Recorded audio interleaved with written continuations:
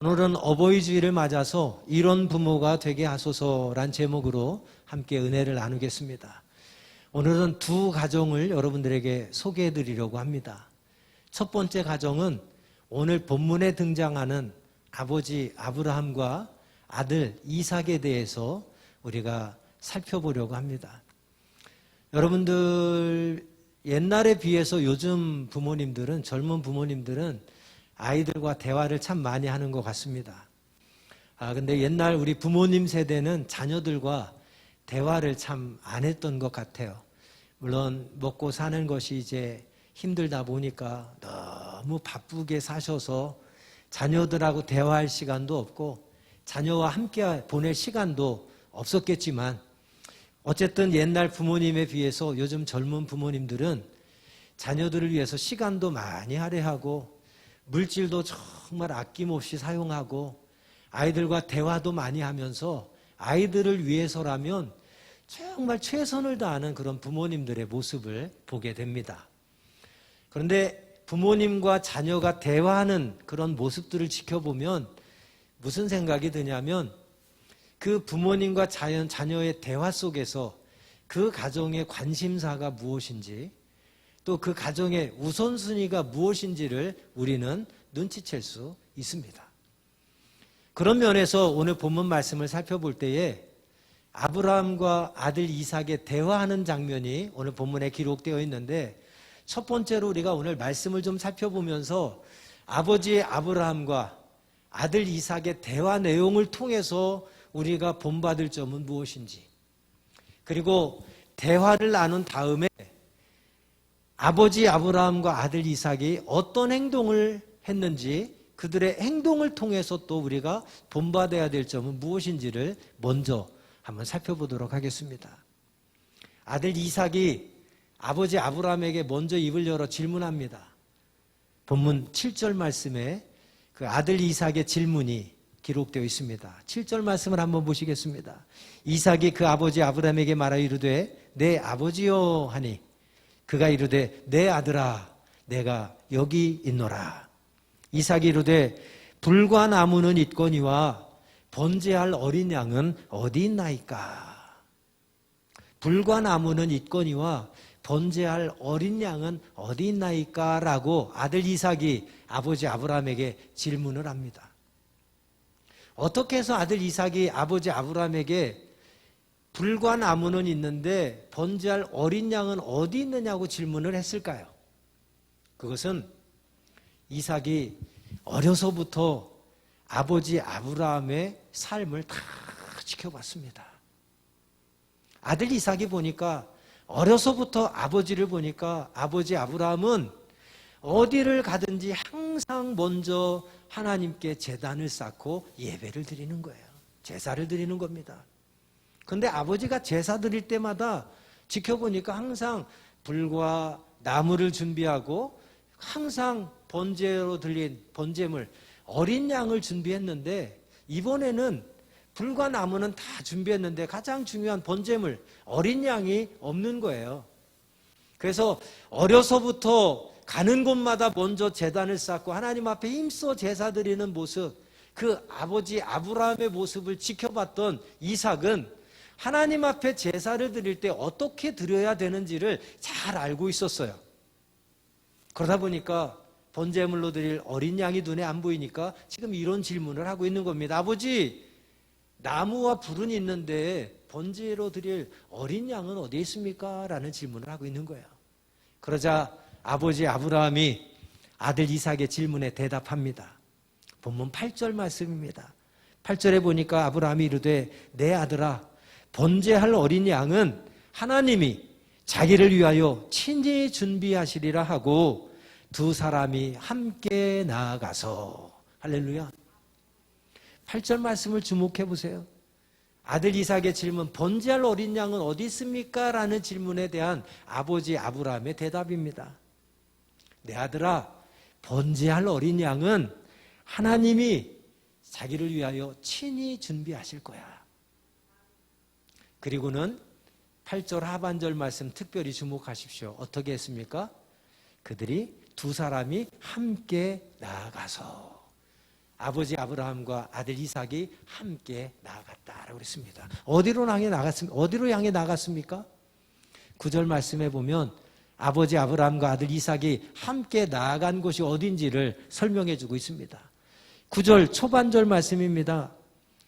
뭐라고 말씀하고 있습니까? 하나님이 그에게 일러주신 곳에 이른지라. 하나님이 그에게 일러주신 곳에 이른지라. 뭐예요? 하나님께서 명령하신 곳, 하나님께서 말씀해 주신 곳, 그곳에 도착했다 하는 것입니다. 그 하나님께서 가라고, 번제를 드리라고 명령하신 그곳에 아브라함과 이삭이 도착했습니다. 도착해서 무엇을 했습니까? 9절 중반절 이후의 말씀을 함께 보도록 하겠습니다. 9절 중반절부터 봅니다. 이에 아브라함이 그곳에 제단을 쌓고 나무를 버려놓고 그의 아들 이삭을 결박하여 제단 나무 위에 놓고 손을 내밀어 칼을 잡고 그 아들을 잡으려 하니. 지금 아버지가 무슨 행동을 하고 있습니까? 아들 이삭을 붙잡아다가 밧줄로 꽁꽁 묶었습니다. 그리고 번제단에 놓여진 나무 위에다가 이삭을 올려놓습니다. 뭐예요?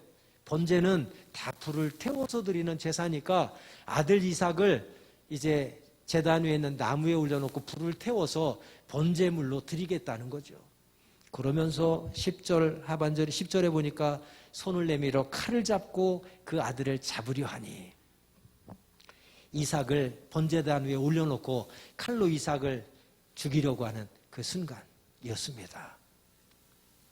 여러분, 여기서 한번 생각해 볼 것, 먼저 대화의 내용을 통해서 우리가 본받을 것은 무엇입니까? 아버지 아브라함과 아들 이삭이 대한 내용이 무엇입니까? 어떻게 하면 공부를 잘할 수 있을까 하는 내용이 아니었습니다. 어떻게 하면 돈을 더 많이 벌 수 있을까 하는 내용도 아니었습니다. 어떻게 하면 세상에서 성공해서 출세해서 더 잘 살 수 있을까에 대한 대화 내용도 아니었습니다. 아버지 아브라함과 아들 이삭이 나눈 대화의 내용은 어떻게 하면 하나님이 말씀하신 대로 제사를 잘 드릴 수 있을까? 어떻게 하면 하나님이 원하시고 하나님이 기대하시고 하나님이 기뻐하시는 제사를 잘 드릴 수 있을까 하는 그 내용에 대해서 아버지 아브라함과 아들 이삭이 지금 대화를 나누고 있는 내용입니다.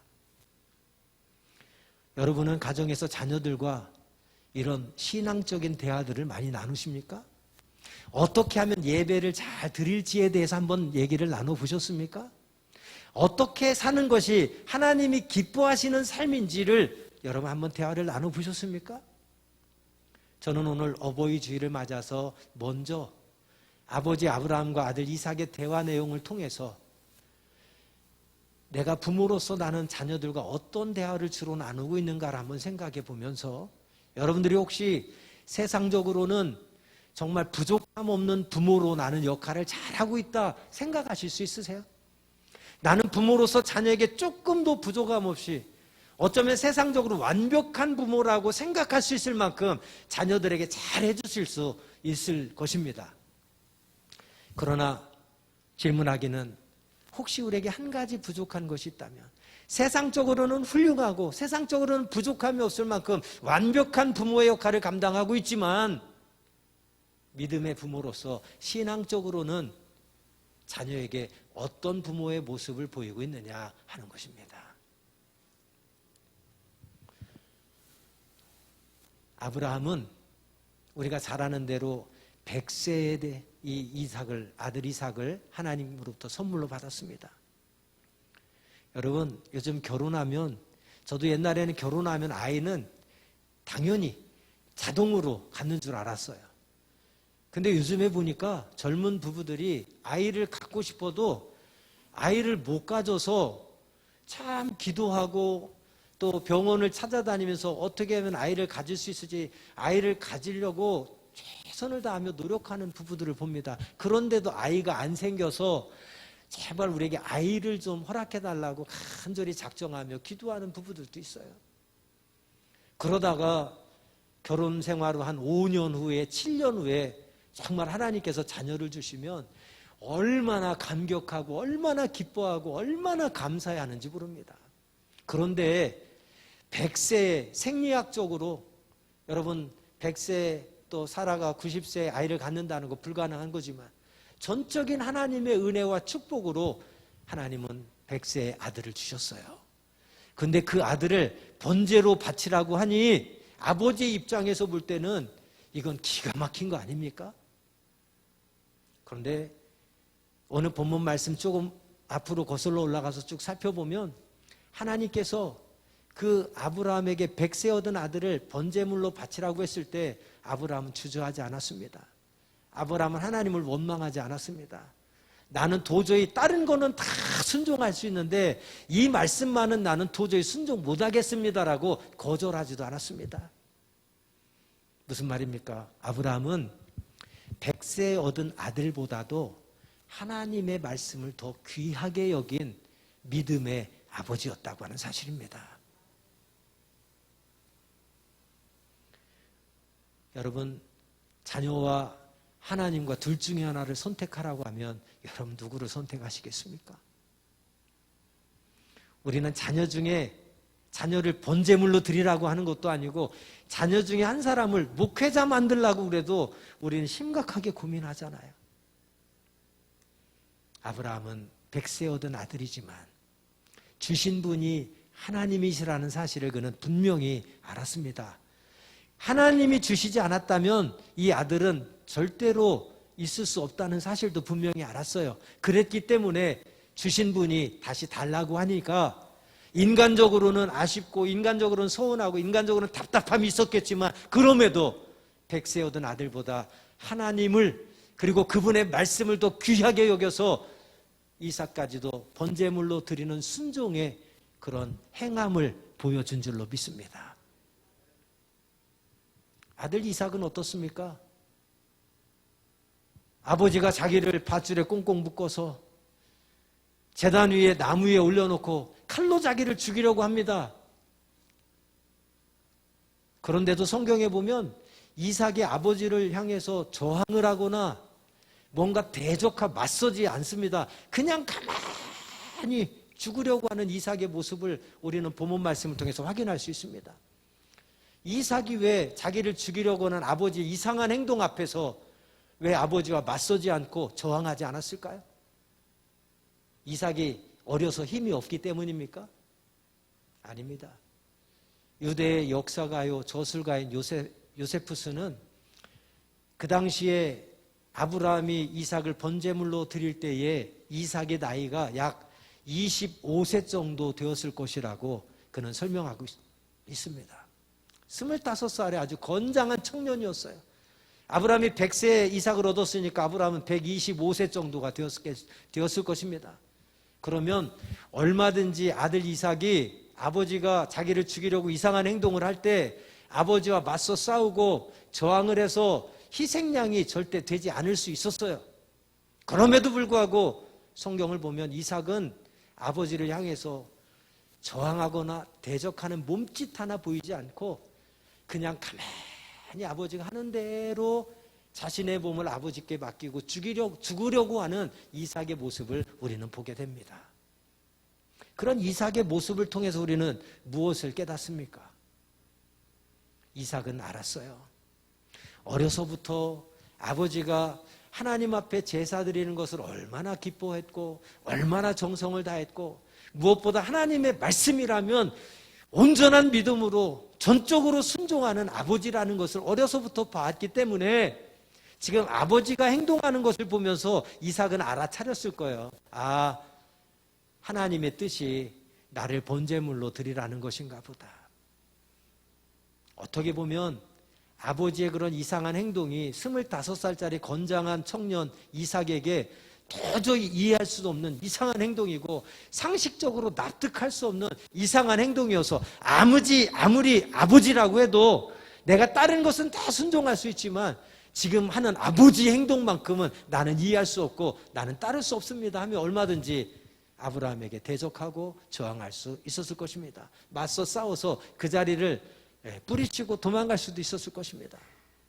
그러나 아들 이삭 역시 하나님의 뜻에 온전히 순종하는 자였고 아버지 아브라함의 뜻에 온전히 순종하는 자였음을 우리는 이 말씀을 통해서 깨달을 수가 있습니다.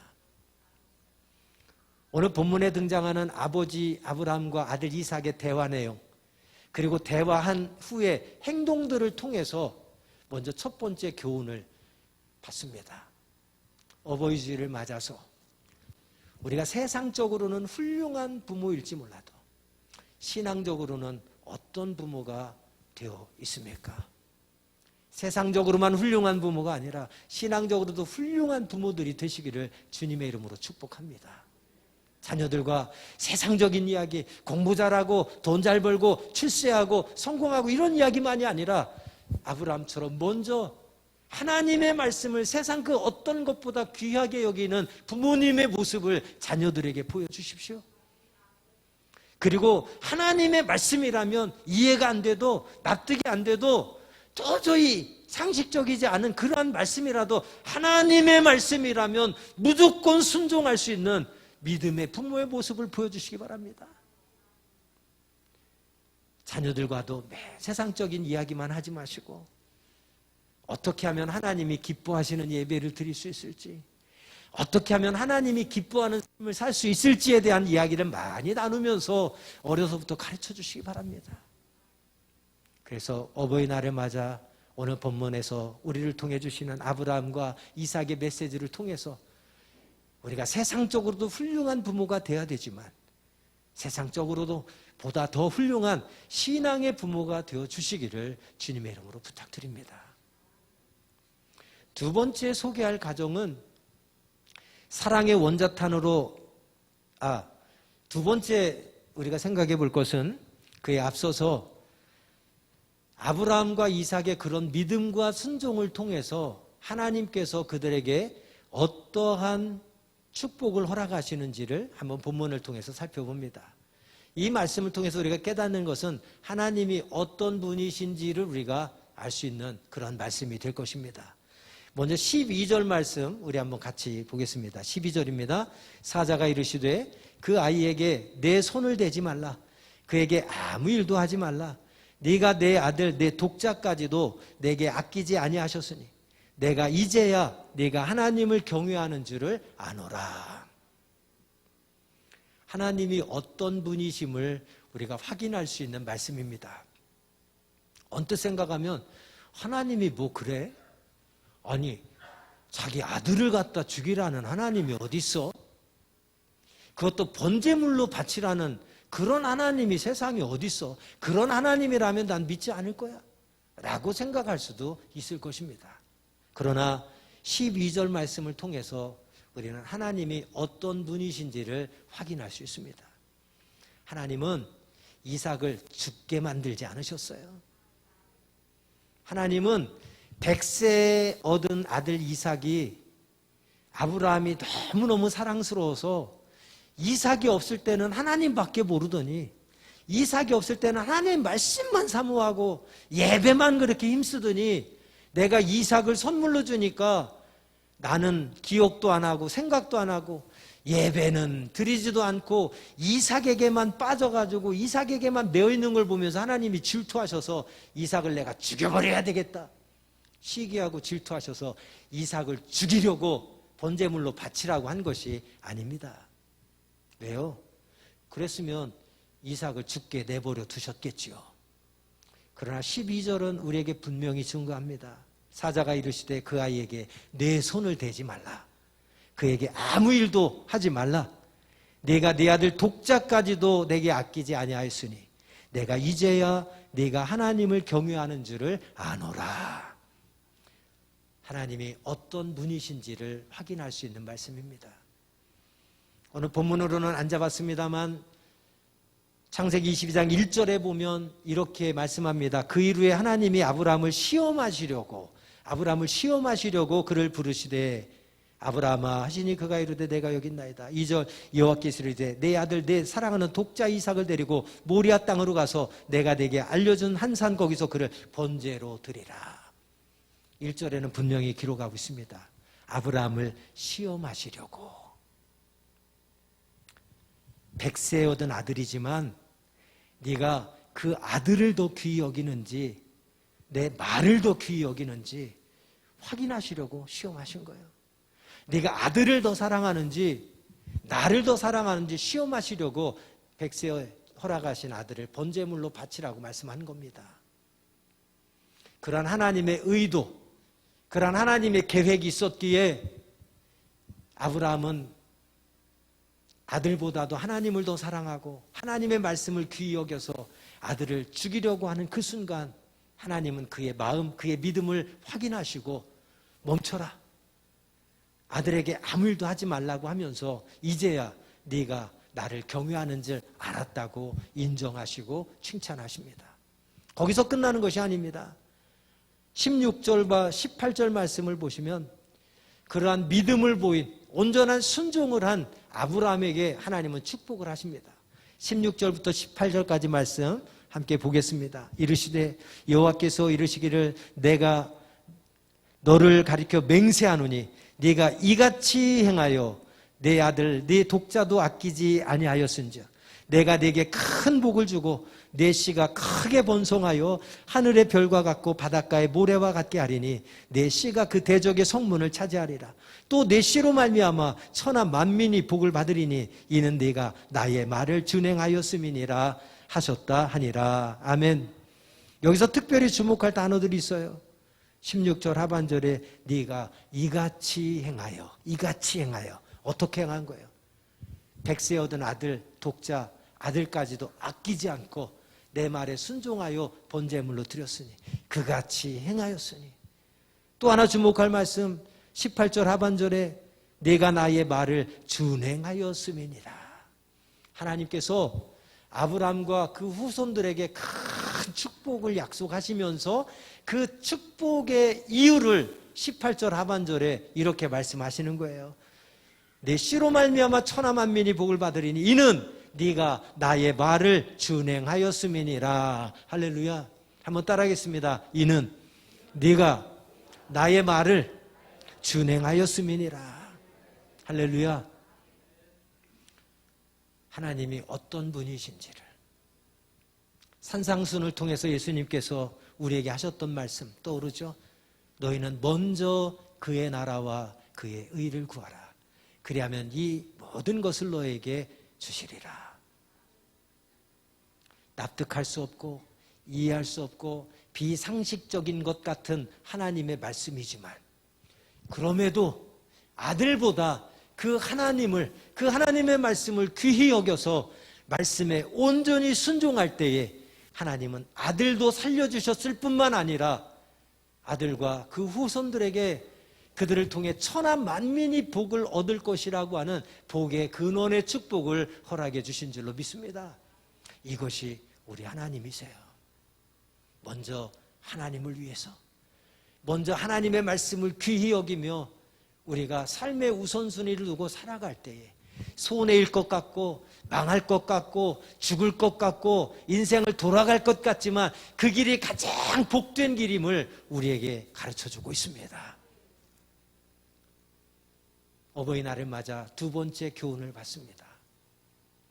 부모부터가 세상의 그 어떤 것보다 하나님을 그리고 하나님의 말씀을 귀히 여기며 살아가시고 또 그러한 삶을 자녀들에게 본을 보여서 우리의 자녀들도 부모님의 믿음의 유산을 따라 그 믿음의 길을 걸으며 세상 어떤 것보다도 하나님과 하나님의 말씀이 가장 귀하다는 것을 그들이 인생의 좌우명으로 삼고 평생 하나님을 떠나지 않고 말씀을 떠나지 않고 하나님의 말씀을 어떻게 하면 잘 지킬지를 힘써 순종할 수 있는 그런 믿음의 가정들이 되시기를 주님의 이름으로 축복드립니다.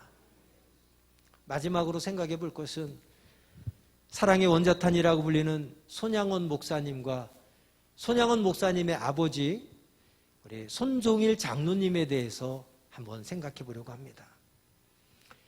손양원 목사님 우리가 너무나도 잘 알죠. 사랑의 원자탄이라는 별명까지 갖고 계신 분입니다. 그런데 어떻게 해서 손양원 목사님이 그런 위대한 믿음의 사람이 되었을까? 어떻게 해서 손양원 목사님이 예수 그리스도의 사랑으로 풍성한 그런 삶을 실천하며 살아갈 수 있을까 늘 궁금했었는데 말씀을 준비하며 찾아보니까 손양원 목사님이 있기까지는 아버지 손종일 장로님의 그런 신앙의 본이 있었기 때문임을 깨달을 수 있었습니다. 아들 손양원 목사님은 어려서부터 아버지를 따라서 매일매일 새벽 기도회를 다니며 새벽 기도 생활을 했다고 합니다. 아버지가 빠짐없이 새벽 기도를 실천하시는 장로님이셨대요. 그런데 혼자만 나가지 않고 어린 아들 손양원 목사님을 꼭 데리고 나갔답니다. 그래서 어려서부터 새벽 기도를 했던 그런 손양원 목사님, 아버지와 함께. 그리고 새벽 기도만이 아니라 가정에서도 늘 가정 예배를 드렸다고 합니다. 아버지와 함께 가정 예배를 드리는데 아버지는 철저하게 어린 손양원 목사님에게 하나님의 말씀을 철저하게 가르쳤대요. 무슨 일이 있어도 주일은 온전히 하나님을 위해 사용해야 할 것. 어떠한 형편과 환경에서도 열의 하나는 하나님의 것이니 분명히 구별하여 하나님 앞에 드릴 것. 삶의 최우선은 하나님의 말씀대로 지켜 살아가는 것이니 무슨 일이 있어도 어떤 환경에서도 하나님의 말씀을 반드시 지켜야 할 것.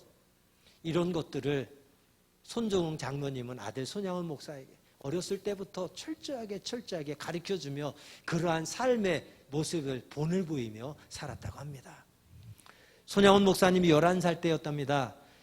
그가 7원의 보통학교에 입학을 했는데 당시 그 학교의 교장님이 일본 사람이었대요.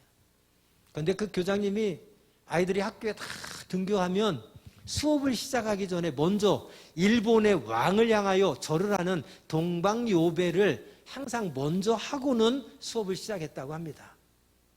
그런데 어린 손양원 목사님의 마음에 일본의 왕을 향하여 절을 하는 동방요배는 우상숭배라고 생각했던 거예요. 그 11살짜리 손양원 목사님. 그래서 어린아이였지만 동방예배를 거절했다고 합니다. 하루는 동방요배를 거절해서 그 교장님으로부터 뺨을 맞고 코피를 철철 흘리면서 집으로 왔다고 합니다. 뺨을 맞고 코피를 흘리는 어린 손양원 목사님을 향해서 아버지 손종일 장로님께서 이렇게 기도를 하셨다고 합니다. 주님, 이 부족한 것에 미천한 아들에게 이런 시련을 주시니 감사합니다. 쇠는 두드릴수록 강해진다고 했습니다. 앞으로 더 큰 일에 사용하시기 위해 제 아들을 더 큰 망치로 더 강한 힘으로 두드려 주십시오. 손종일 장로님은 어린 손양원 목사님을 이렇게 기도하며 키웠다고 합니다. 어려서부터 손양원 목사님은 아버지의 그런 기도를 들으면서 자랐고 철저하게 새벽 기도와 가정 예배를 통해서 예배와 기도의 생활에 힘쓰면서 말씀대로 살아가는 삶에 철저하게 훈련받았고 그러면서 그는 이런 학교는 안 다녀도 그만이라는 생각을 가지고 학교를 그만두게 되었다고 하죠. 이렇게 손종일 장로님은 어렸을 때부터 아들 손양원 목사에게 예배와 기도와 말씀에 철저하게 훈련시키고 가르치면서 자신이 먼저 그런 본을 보이며 그를 양육했다고 합니다. 결국 아버지 손종일 장로님은 세 아들과 네 손자가 있었는데 세 아들과 4명의 손자를 모두 하나님 앞에 제물로 드리는 한국의 아벨이 되셨습니다. 그리고 아들 손양원 목사님은 우리가 잘 아는 대로 자신의 2 아들을 죽였던 공산당원을 자기의 양자로 삼지 않습니까? 그리고 평생 동안 한센병 환자들을 위해서 예수님의 사랑을 실천하는 한국의 성 프란시스가 되었습니다. 사랑하는 여러분, 말씀을 맺습니다. 오늘 어버이 주일을 맞아서 과거에 비해서 요즘 젊은 부모님들 자녀에게 정말 부족함 없이 잘해주는 것 같습니다. 세상적으로는 부족함을 찾아볼 수 없을 만큼 완벽한 부모들로 살아가고 있는 것 같습니다. 그러나 오늘 어버이 주일을 맞아 오늘 주신 말씀을 통해서 혹시 내가 믿음의 부모로 한 가지 부족한 것이 있다면 그것이 무엇인지를 깨닫고 그것이 채워져서 세상적으로만 훌륭한 부모가 아니라 신앙적으로도 훌륭한 믿음의 부모들이 다 되어주시기를 주님의 이름으로 축복합니다. 아버지 아브라함처럼, 아들 이삭처럼, 아버지 손종일 장로님처럼, 아들 손양원 목사님처럼 하나님과 세상에 정말 귀하고 귀한 위대한 믿음의 부모들이 다 되어주시기를 주님의 이름으로 축복합니다. 기도하겠습니다. 하나님 아버지, 오늘 어버이 주일을 맞아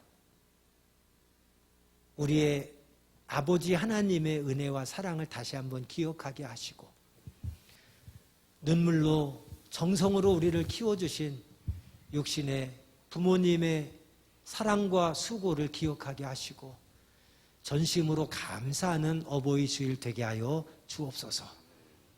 혹시 내가 부모로서 한 가지 부족한 것이 있다면 오늘 말씀을 통해 깨닫게 하시고 그 부족함을 채워주셔서 세상적으로만 훌륭한 부모가 아니라 믿음으로도 훌륭한 부모가 될 수 있도록 우리를 축복해 주시고 우리를 사용하여 주옵소서.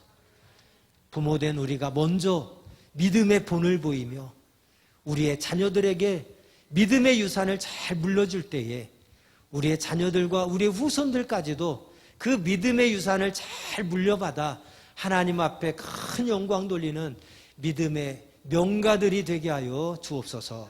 예수님의 이름으로 축복하며 기도합니다. 아멘.